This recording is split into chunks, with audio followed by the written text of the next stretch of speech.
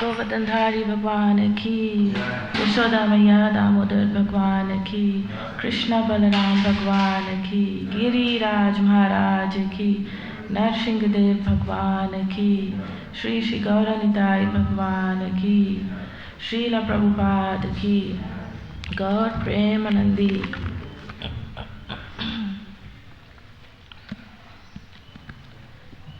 So today we'll be speaking from the Sri Caitanya Caritamrita, Adi-lila, chapter 12, verses 18 to 20. So please repeat after me. Jaya Jaya Sri Caitanya Jaya Nityananda.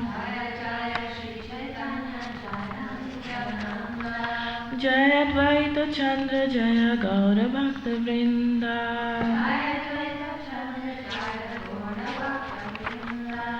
Jaya Jaya Sri Caitanya Jaya Nityananda. Jaya Advaita Chandra Jaya Gaura Bhakta Vrinda.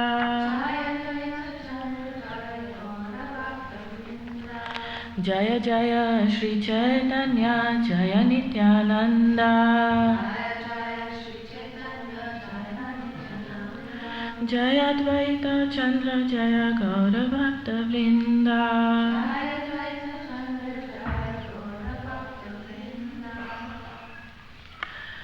So reading from Adi-lila, chapter 12, verse 18. Krishna Mishra Nama Ara Acharya Tanaya Caitanya Gosani Vase Yanhanra Hidaya. Please repeat.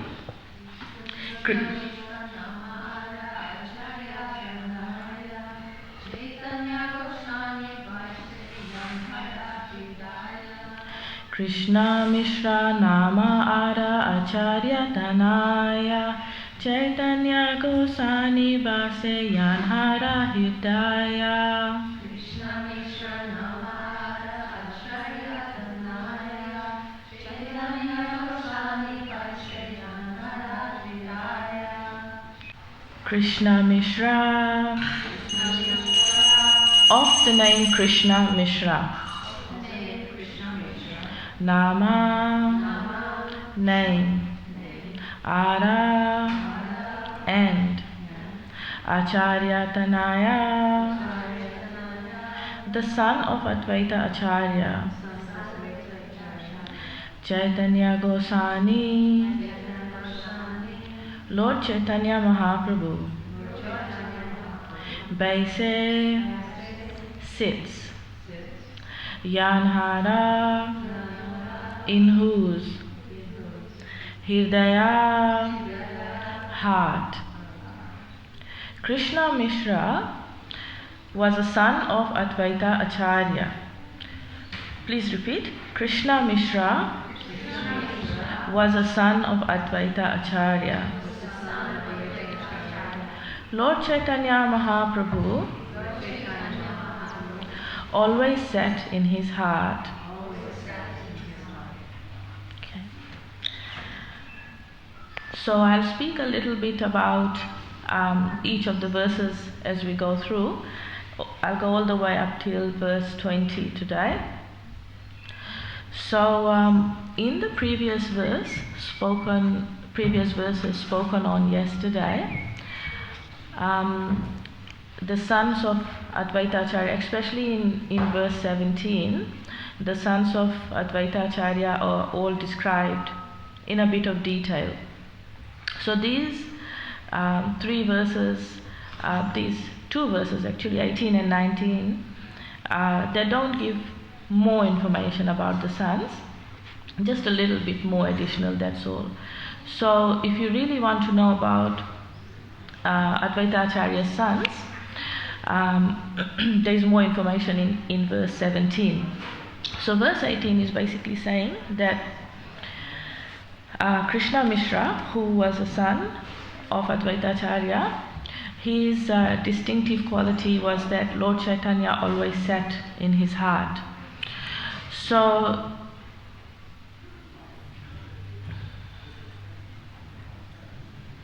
Let's move on to text 19, and then I'll talk more about all of this. So text 19.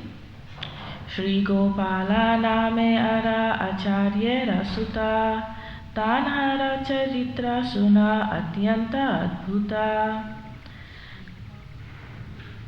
Shri Gopal was another son of Shri Advaita Acharya Prabhu. Now just hear about his characteristics, for they are very wonderful. Shri Gopal was one of the three devoted sons of Advaita Acharya. The Adi-lila of Caitanya Caritamrita, chapter 12, texts 143 to 149 describe his life and character. Text 20. Gundicha mandira mahaprabhura sanmukhe kirtane nartana kare bada prema sukhe. When Lord Chaitanya personally cleansed the Gundicha temple, the Gundicha Mandir in Jagannath Puri, Gopal danced in front of the Lord with great love and happiness. The Gundicha Mandir is situated in Jagannath Puri, and every year Jagannath, Balabhadra and Subhadra come there from the Jagannath temple to stay for 8 days. When Lord Chaitanya Mahaprabhu lived at Jagannath Puri, every year he personally cleansed this temple with his principal devotees. The Gundicha Majna chapter of Caitanya Caritamrita describes this vividly. Okay, so if you read text 17, you'll discover that Advaita Acharya actually had 6 sons altogether. And of these 6 sons, 3 were true followers and the other 3 weren't real followers. So this separation is described right in the beginning of this chapter, and Advaita Acharya actually says that they are the real followers, the Sar and the Asar, the not real followers. So 3 of his sons, it's said in different places that one of the sons, Krishna Mishra, he was given in charge of deity worship, so the family deity worship. And so that 3 of the other sons got angry with this, and they left to establish their own temples elsewhere. And it's also described that they didn't really follow Advaita Acharya's teachings, so they are asar, not real followers, and that they became Mayavadis. So, and also that out of the 6 sons, only 2 ended up married. So this is important actually, because when you would probably have noticed this in other paramparas also, that especially the most prominent one is the parampara of Sri Gopal Bhatta Goswami of the Radha-Raman temple, that the parivar, the family lineage is really important to carry on deity worship, and this is how deity worship has been going on for centuries in India in an unbroken way. Otherwise, if the family doesn't have children, then there's nobody else to carry on the deity worship. So at one point it is mentioned that it's actually significant that before Advaita Acharya's Diksha disciples are described, who he gave initiation to, that his biological sons are being described. In that, they are the main ones who have carried on the disciplic succession.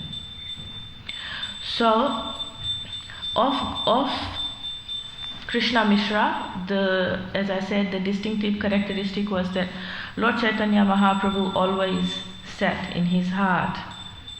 And then this son Sri Gopal is being described a little, and it is said he was one of the 3 devoted sons, and that he is mentioned elsewhere in the Caitanya Caritamrita. So and then the next verse says that Gopal danced in front of the Lord with great love and happiness.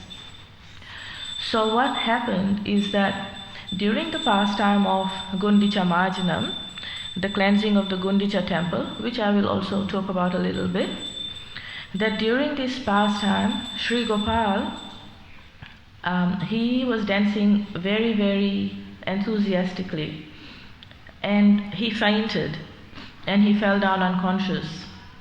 So immediately Advaitacharya took him on his lap and started chanting different mantras. He was very worried because Sri Gopal wasn't breathing. Then after a lot of, and all the devotees were very worried as well, who were all there. So Sri Gopal, he actually didn't revive. He didn't start breathing again, despite all the chanting. And then everybody got extremely worried, and Advaitacharya started crying. So then Lord Chaitanya, he put his hand on the chest of Sri Gopal and very loudly said, "Gopal, get up and chant the holy name of the Lord." Immediately Gopal roused and he started chanting, and all the devotees got very happy. So, interestingly, in this book, that is all that is said about Sri Gopal. So, there is an interesting reason for this, and the reason is that this book is written by Srila Krishna Das Kaviraj Goswami Maharaj, and because this pastime was already described in detail in the Caitanya Bhagavat, written by Vrindavan Das Thakur, so he is saying this pastime has already been described, so I will not speak about this any further. And the reason behind this is Vaishnava etiquette, which is the way a Vaishnava should behave. So the etiquette is that if another devotee has already written about something, already explained something in his previous books, which the Caitanya Bhagavat actually came before the Caitanya Caritamrita, that if another devotee has already written about it, then Krishnadas Kaviraj Maharaj, he felt that there is no need for me to try to outdo that, no need for me to try to do it any better, it's already been done. So this is the Vaishnava etiquette, and we could learn from this as well. So this is why there isn't too much more information given. And the Caitanya Bhagavat is a wonderful, wonderful book, and many times in the Caitanya Caritamrita, Krishnadas Kaviraj Goswami Maharaj, he actually says, "Oh, you fools, why are you reading the Caitanya Caritamrita? Go and read the Caitanya Bhagavat." So he's saying fools like that, but it's actually his humility that he's saying, read that book is more descriptive, it gives more pastimes of Lord Chaitanya's earlier pastimes. So as we know, Advaitacharya, he is the second main branch of this Chaitanya tree. That Lord Chaitanya is the trunk, and one of the main branches, the first main branch is Lord Nityananda, and the second main branch is Advaitacharya. So before this chapter, Lord Nityananda's branches were all described, his parampara was described, and now Advaitacharya's parampara is being described. So Advaitacharya, he was responsible, as we know, for invoking Lord Chaitanya's descent to earth. Not only this, he is also responsible for establishing a disciplic succession called the Advaita Parivar. So the Bengali term Gaur Ana Thakur means he is the Thakur who invoked the Lord to come, Lord Chaitanya to come. Okay. So the third son of Advaitacharya, who was a true follower, his name is Achyutanandana. And Achyutanandana, his distinctive characteristic was that he served Lord Chaitanya's feet from his very birth. The other son, Krishna Mishra, his distinctive characteristic was that, as we already said, that Lord Chaitanya always set in his heart. So the 6 sons of Advaita Acharya, their names are as follows: Achyutanandana, Krishna Mishra, Sri Gopal Das, Sri Balaram Das, Swarup Das, Jagadish Mishra. And out of these 6, we know that 3 were true followers. So Advaita Acharya, he had a servant whose name was Ishan Nagar. And this servant had served Advaita Acharya from the ages of 5 all the way up till 70. So he was a direct witness to all these wonderful pastimes of Advaita Acharya, and he wrote a book called the Advaita Prakash. In this book, he is describing in more detail about the sons of Advaita Acharya, especially in chapter 21. And in this book it is mentioned in chapter 21, the Advaita Prakash, that 2 out of the 6 sons got married. Krishna got married, Krishna Das got married, and Sri Balaram Das got married. Okay. So then the pastime of Gundicha Marjanam is described. And it's not described here, but a little is mentioned about it. So I'll talk about it a bit more. So it's such a wonderful, wonderful pastime. And I'll ask you as the audience, so what do you know about the Gundicha Marjanam? When you hear Gundicha Marjanam, what comes to your mind? Cleaning.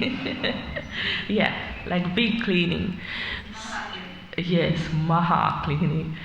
So it's a very sweet pastime, and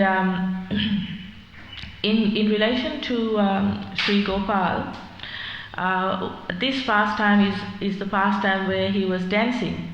He was dancing with great love, it is described. With great love he was dancing enthusiastically, and he fainted. And this is the time when Lord Chaitanya then revived him. So this Gundicha temple is situated in Jagannath Puri, not very far from the main temple.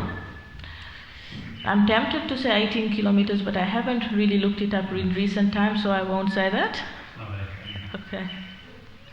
So Lord Chaitanya, every year, before Lord Jagannath, Baldev and Subhadra came to spend 8 days at this temple on their journey in the Rath Yatra.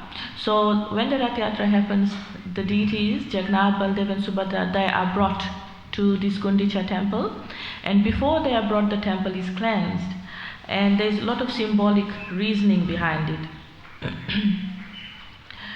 So and that this pastime is described in another place in a lot of detail, but I'll talk about it a little now.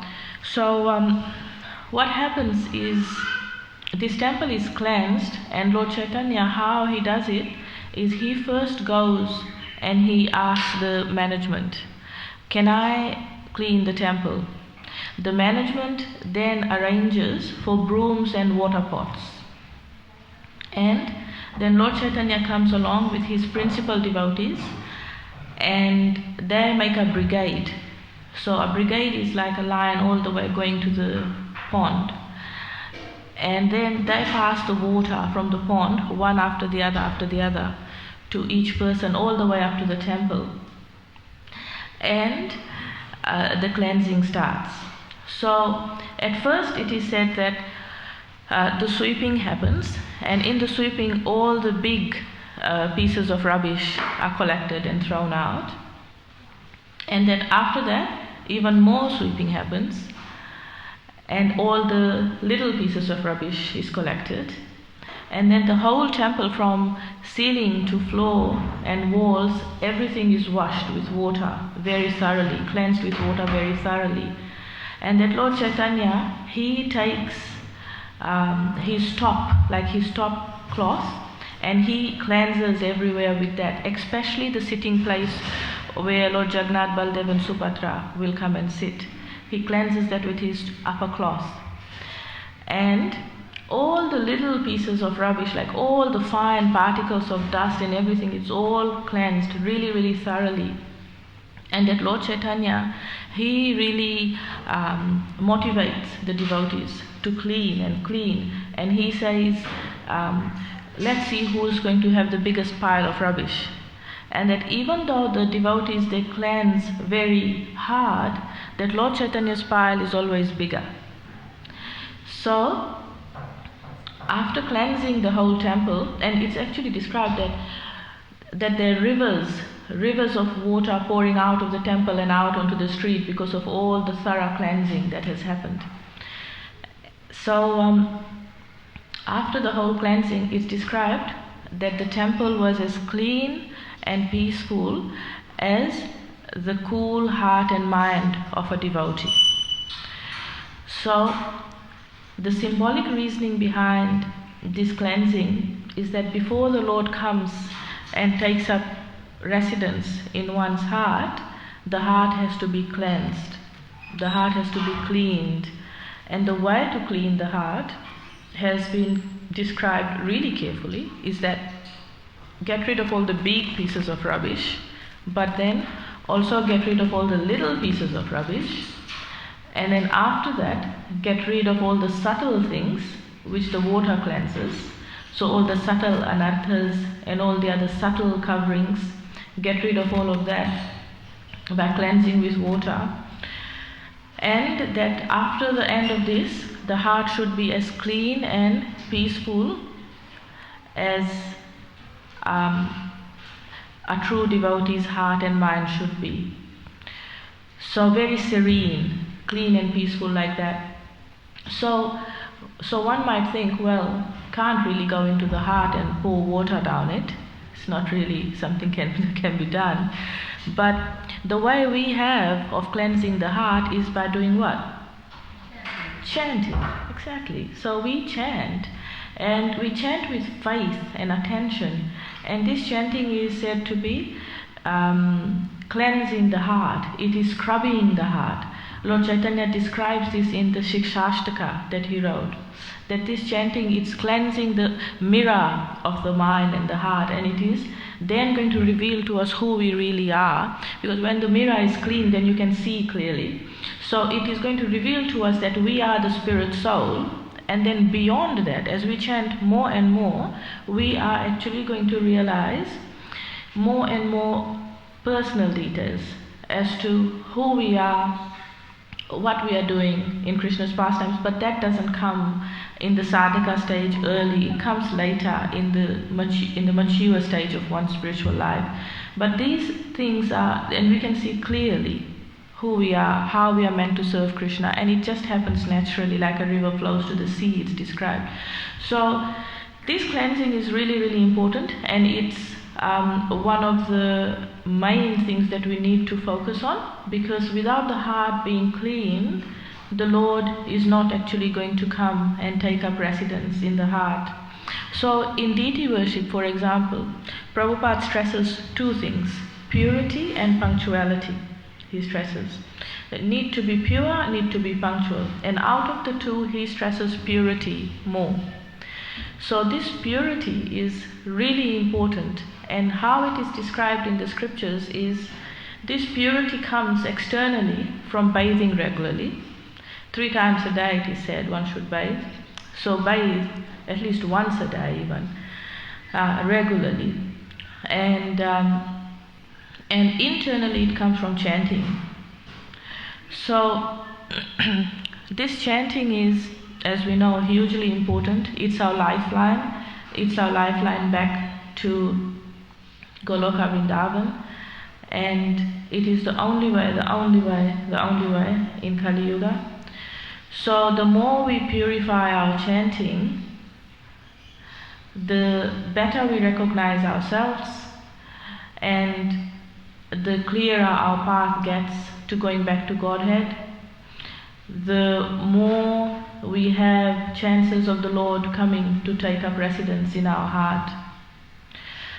Of course, the Lord is already there as Paramatma, but then the Ish Devta gets revealed and a direct relationship happens between the devotee, the soul and the super soul, like that. So this Gundicha Marjanam pastime, I'll just stop there about describing it because it has been spoken about elsewhere. But this pastime is actually a little bit, I've got a little bit of personal attachment to it as well, because apparently I was born when it was Gundicha Marjanam back then. So I tried to take it as, this, I really need to make that heart clean. Yeah. Okay, I'll stop here. Is there anything anyone would like to say? Any questions or any additional comments or?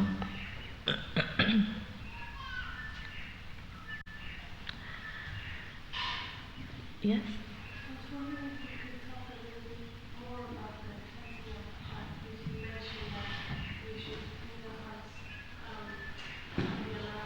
Yeah. Okay, sure. Yes. So the question is, this cleansing of the heart, please speak a little bit more about it, in that, the gross things and the subtle things. So I will try. So the gross things are easy in that they're the four regulative principles that we have.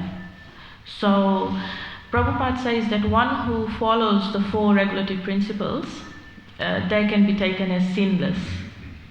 So these are the four main sins that are there, and cleansing this heart. So again, just to go out of this question a bit. So there is the external cleanliness and there is the internal cleanliness. The external cleanliness is by bathing regularly. The internal, and also by avoiding illicit sex.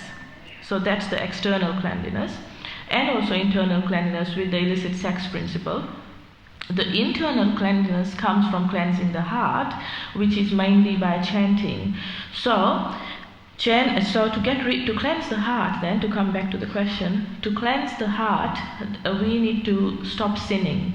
And we stop sinning by following the four regulative principles, which are no meat, fish or eggs, no alcohol, tea or coffee, no gambling, and no illicit sex.